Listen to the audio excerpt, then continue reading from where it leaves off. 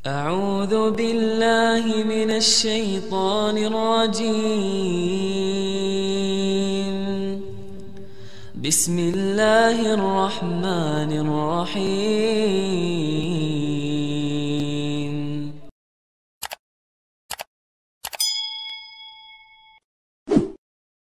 Kalau kita sedang dalam kondisi sendiri, butuh teman curhat, Allah sebaik-baik tempat curhat. Butuh pertolongan, Allah sebaik-baik penolong. Butuh kebaikan, Allah memiliki segala kebaikan. Butuh jalan keluar, Allah lah yang satu-satunya yang punya jalan keluar dari semua kebuntuan hidup kita. Makin banyak masalah, makin dekat sama Allah. Nggak apa-apa kalau kita ngerasa, saya mah nggak pede dekat sama Allah. Kenapa? Saya banyak dosa. Kalau gitu dekat sama Allah sebagai pendosa. Gimana dekat sama Allah sebagai pendosa? Tadi, Rabbi zalamtu nafsi faghfirli. Ya Rabbi, saya menzalimi diri saya sendiri, maka ampunkanlah dosa saya. Deketin Allah dengan minta ampun. Nggak pede datang ke Allah. Kenapa? Soalnya takut ngecewain Allah. Kan kita udah minta, nanti Allah ngasih. Udah gitu namanya manusia, kadang-kadang kalau udah selesai dari masalah, balik lagi dia. Jauh lagi dari Allah, lalai lagi, dosa lagi, kan suka gitu.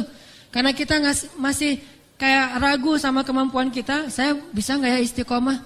Saya bisa nggak ya taubatan nasuha? Daripada nanti saya udah minta sama Allah, Allah tahu banget kalau saya itu masih labil, kan nggak enak.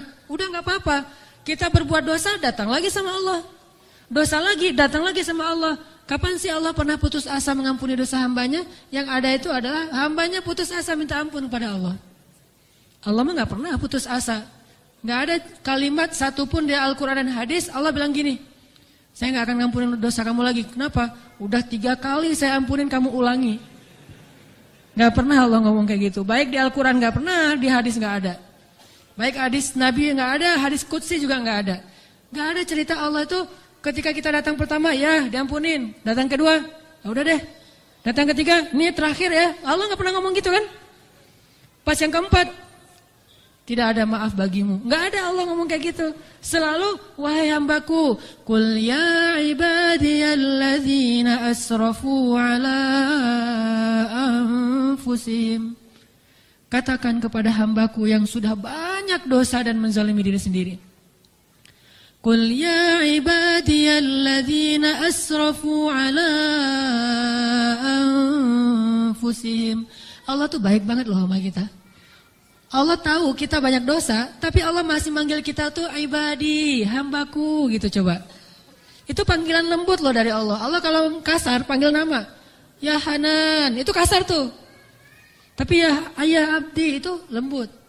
Sama kayak Aisyah kalau marah sama Rasulullah manggilnya Muhammad.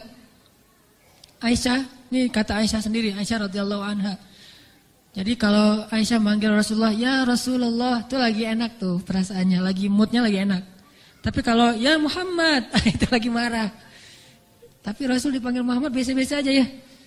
Kita mah kalau dipanggil nama, istri celaka nih, durhaka segala macam, keluar dalil. Nabi aja yang punya dalil nggak pernah ngeluarin, kita yang nggak punya dalil suka ngeluarin, kan aneh tuh. Hadis itu ucapan siapa? Ucapan Nabi kan? Ucapan saya apa ucapan Nabi? Lalu kenapa saya lebih sering mengeluarkan hadis itu daripada Nabi? Kan aneh tuh.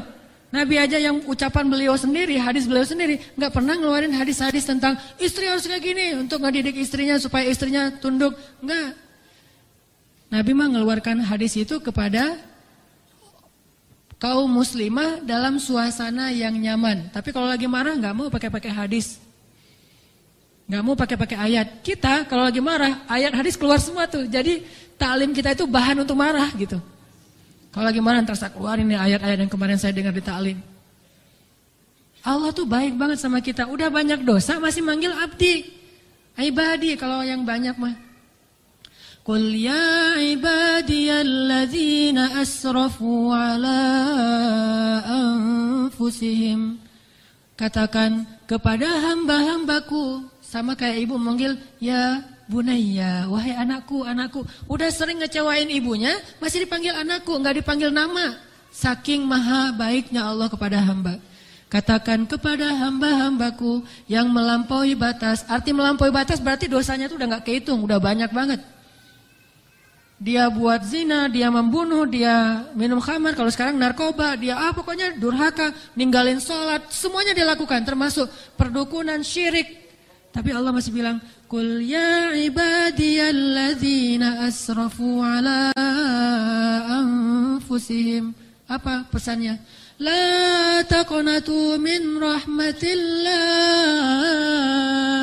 Jangan putus asa minta ampun sama Allah. Coba. Gak pernah Allah putus asa ngampunin kita. Yang ada kita putus asa minta ampun sama Allah. La taqnatu min rahmatillah. Jangan putus asa minta ampun sama Allah. Innallaha yaghfirudz dzunuba jami'a. Allah mengampuni dosa semuanya. Semua dosa diampuni. Tapi Allah pernah syirik. Innallaha yaghfirudz dzunuba jami'a. Saya pernah berzina ya Allah, yaghfirudz dzunuba jami'a. Saya pernah durhaka sama orang tua ya Allah, yaghfirudz dzunuba jami'a. Saya pernah minum khamar, saya pengedar narkoba ya Allah, yaghfirudz dzunuba jami'a. Saya pernah mencuri hak orang lain ya Allah, yaghfirudz dzunuba jami'a. Semuanya diampuni. Memangnya ada tempat lagi bagi kita untuk lari dan berserah diri kecuali kepada Allah?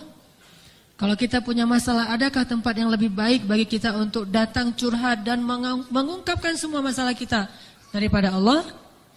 Makanya Musa tahu hal itu. Dia labil memang, dia anak muda dan itu wajar. Tapi dia tahu dan yakin satu kebaikan.